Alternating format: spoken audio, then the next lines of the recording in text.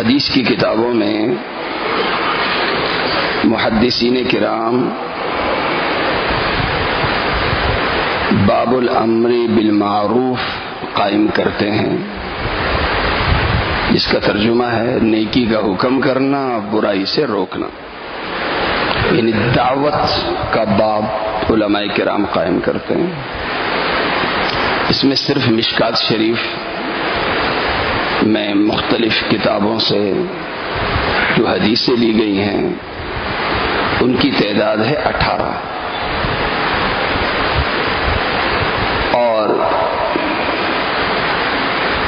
ان 18 حدیثوں میں اکثر حدیثیں اس سے متعلق ہیں کہ جب امت نیکی کا حکم کرنا اور برائی سے روکنا جب اس فرض کو چھوڑ دے گی تو عذاب میں مبتلا ہو جائے گی۔ جیسے حدیث ہے، جامع ترمذی کی روایت ہے، حضرت حذیفہ رضی اللہ عنہ روایت کرتے ہیں کہ جناب رسول کریم صلی اللہ علیہ وسلم نے ارشاد فرمایا، والذی نفسی بیدیہ لتأمرن بالمعروف ولتنہون عن المنکر او لیوشکن اللہ ان یبعث علیکم عذابا من عنده ثم لتدعنه ولا يستجاب لكم۔ اللہ کے نبی صلی اللہ علیہ وسلم نے فرمایا، اس ذات کی قسم جس کے قبضے میں میری جان ہے، امر بالمعروف اور نہی عن المنکر کبھی نہیں چھوڑنا، کبھی نہیں چھوڑنا۔ اگر امر بالمعروف اور نہی عن المنکر چھوڑو گے تو اللہ تعالیٰ تمہیں اس چھوڑنے کی سزا عذاب کی صورت میں دے گا، اور جب عذاب میں تم مبتلا ہو جاؤ گے تو پھر تم اللہ سے دعائیں بھی کرو گے، عبادتیں بھی کرو گے، لیکن تمہاری دعائیں پھر قبول نہیں ہوں گی۔ قرآن کریم کو ہم اٹھاتے ہیں، جتنی قوموں پہ اجتماعی عذاب آئے، قرآن ان کا سبب کیا بتاتا ہے؟ گناہ کو بتاتا ہے۔ صرف گناہ کا ارتکاب نہیں، بلکہ جب گناہ نیکی کی جگہ لے لیتا ہے کہ گناہ کو گناہ نہیں سمجھا جاتا بلکہ گناہ کو ضرورت سمجھ لیا جاتا ہے، گناہ معاشرے کا فیشن بن جاتا ہے، اور گناہ کے خلاف آواز اٹھانے والے اور گناہ سے روکنے والے نہیں ہوتے ہیں تو اللہ کا عذاب آتا ہے۔ پھر واقعات کے اندر قرآن نے ہمیں یہ بتایا ہے کہ ایک ایک برائی پہ قوموں پہ عذاب آئے۔ قوم شعیب پہ عذاب آیا ناپ تول میں کمی کے گناہ کی وجہ سے، ناپ تول میں کمی کرتے تھے اور اس کو گناہ نہیں سمجھتے تھے، اس کو کاروبار کی ضرورت سمجھتے تھے۔ جب حد سے یہ گناہ بڑھا تو اللہ کا عذاب آ گیا۔ قوم لوط بدکاری کرتے تھے یہ لوگ، اور اس بدکاری کو گناہ نہیں سمجھتے تھے، حد سے جب یہ گناہ بڑھا تو اللہ کا عذاب آیا۔ کیا پہلے جو قوموں پہ اللہ کی طرف سے عذاب آتے تھے کیا وہ عذاب کا سلسلہ بند ہو گیا؟ سلسلہ بند نہیں ہوا، لیکن ہمارا ذہن بدل گیا۔ پہلے سمجھا یہ جاتا تھا کہ وبائیں اور حالات کا بھیجنے والا اللہ ہے، اب ہمارا ذہن یہ بنا دیا گیا کہ وبائیں خود سے پیدا ہوتی ہیں، خود سے پھوٹتی ہیں۔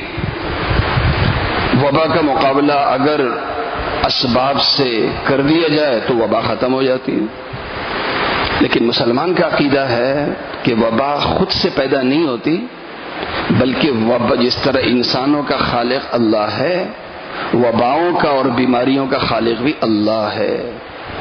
وبا کو جہاں تدبیر کے ذریعے، احتیاط کے ذریعے ختم کرنے کی کوشش کی جائے، اس سے کہیں زیادہ وبا کا سبب گناہ ہے، اور گناہ کی وجہ سے اللہ کی ناراضگی ہے، اور گناہ کی وجہ سے یہ عذاب ہے۔ اس عذاب سے نکلنے کی کیا صورت ہے؟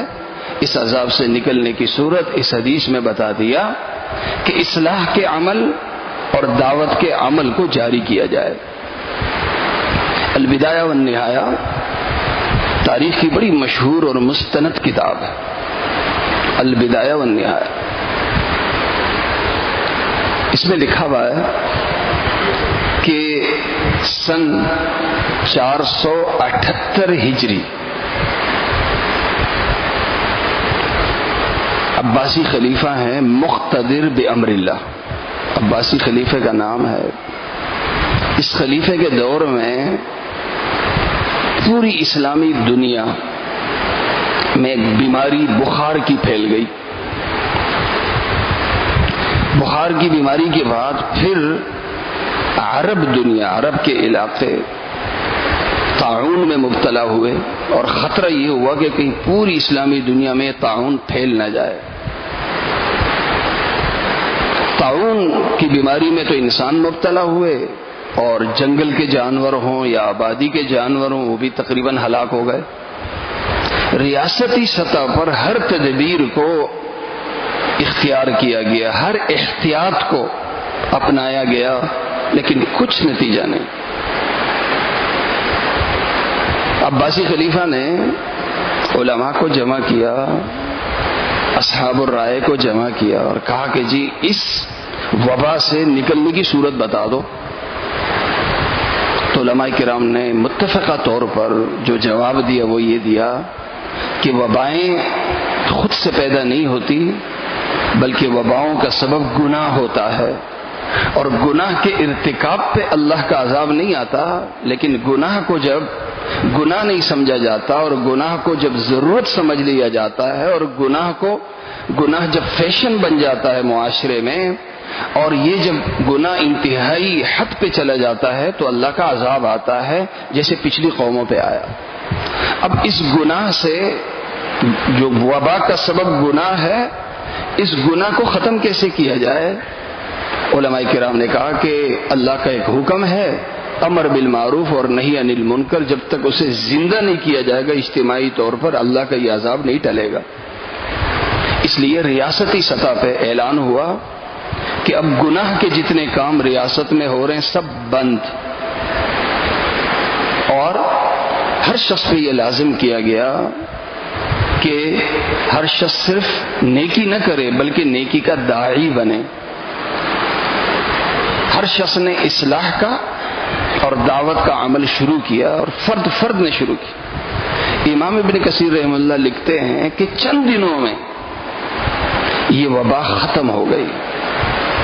آج ہم چاہیں، میڈیا بھی ہمیں بتاتا ہے، لیکن ہمارا دین بھی تو ہمیں کچھ باتیں بتاتا ہے۔ وبائیں خود سے پیدا نہیں ہوتی، بلکہ وباؤں کا پیدا کرنے والا اللہ ہے۔ اب ایک کام تو ہم یہ کریں جو ہمارے دائرہ اختیار میں ہے، اپنے گھر کو ہم گناہوں سے پاک کر دیں، اور گناہ کا سب سے بڑا داعی وہ ہمارے گھر میں موجود ٹیلی ویژن ہے۔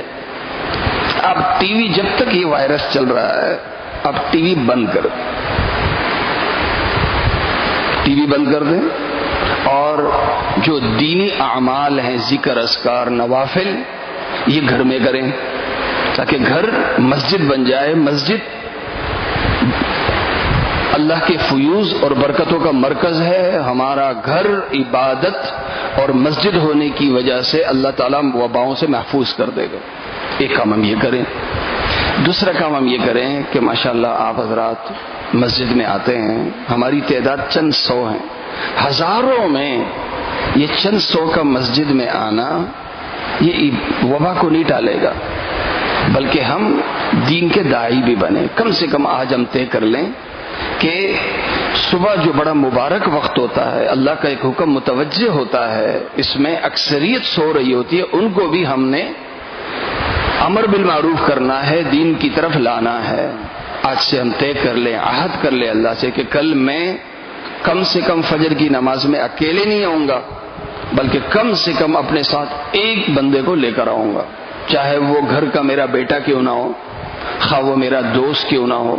جو آج ہم 200-300 کے لگ بھگ یہاں مسجد میں ہیں، اگر ہر بندہ ایک ایک بندہ لے کے آئے گا تو 300 سے بڑھ کے ہم 600 ہو جائیں گے، 600 سے بڑھ کے ہم 1200 ہو جائیں گے۔ ایک ایک بندہ روزانہ لانا ہے، انشاءاللہ جب یہ عمل شروع کریں گے تو گناہ کے خلاف جب آواز اٹھانی شروع کریں گے تو اللہ تعالیٰ کا غصہ ٹھنڈا ہوگا اور اللہ تعالیٰ یہ اس آئے ہوئے عذاب کو ٹال دے گا۔ اللہ تعالیٰ مجھے اور آپ سب کو عمل کرنے کی توفیق